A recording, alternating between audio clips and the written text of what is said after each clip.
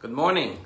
In this week's Torah portion, Moshe Rabbeinu recounts the episode of the spies, how he sent the spies to the land of Israel. And instead of coming back with an optimistic, encouraging report, they came back with a pessimistic, negative report of the land of Israel and discouraged and disheartened the Jewish people from going into the land of Israel.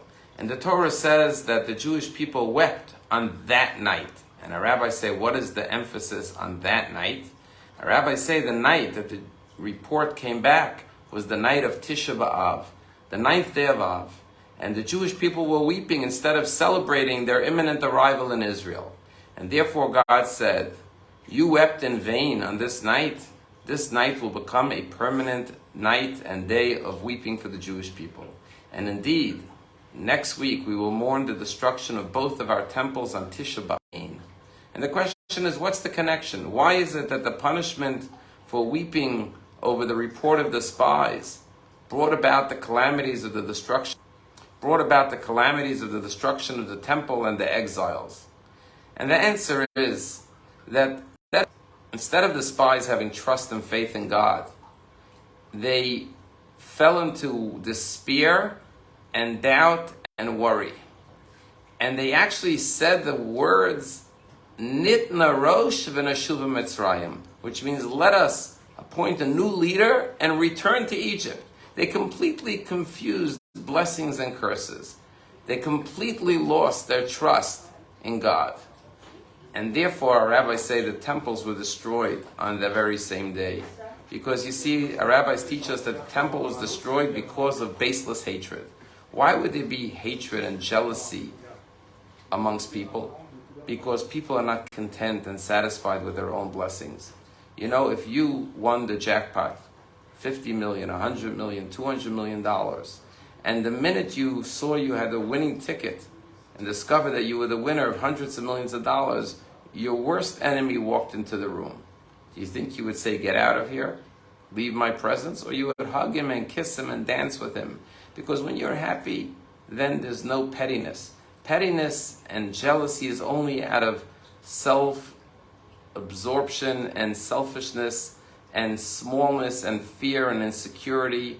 But when you live with confidence and with trust in Hashem and in His plan and everything, that everyone receive what they are due, and you're content and satisfied with your lot in life. And therefore, the lack of trust in God's plan to go into the land of Israel is the same root cause of the sin of the same root cause of the destruction of our temples. You know, when you travel, you take buses and Ubers and trains and planes. And there's one thing that they all have in common. You get into a taxi, you don't know who the driver is, but you're very calm, you're very relaxed. You never met him, but you're confident. You rely on his skills and his expertise. You get on a plane, you never bet the pilot, you have no idea who's in the cockpit, but you're confident, you trust the pilot. Well, if God is running the world, why should we worry about anything? Why should we have any fear or doubts? Shouldn't we have the ultimate trust? When you've traveled the world, you see the vastness of the glory, of the beauty, of the creation of God, the genius beyond any human comprehension. Shouldn't you trust the creator of the whole world? I tell a story about this kid who went with his father to an amusement park in America. And they went on the roller coaster ride, and the kid was screaming as the roller coaster was spinning around upside down, inside out, and the father was laughing and laughing and laughing. Well, a few months later, the father took his son to a trip to Africa. And once again, they went to a amusement park, and they went on a roller coaster ride. And this time, the father was screaming in fear. And the kid said, the little kid, Daddy, back in America, you were laughing on the roller coaster ride. Why are you screaming now? And the father said, you see, in America, I know that the engineers and the architects and the designers and the builders of the roller coaster ride are all trained, professional, experts. So I had no fear, I was laughing. But here in Africa, I have no idea who built this roller coaster. I have no idea.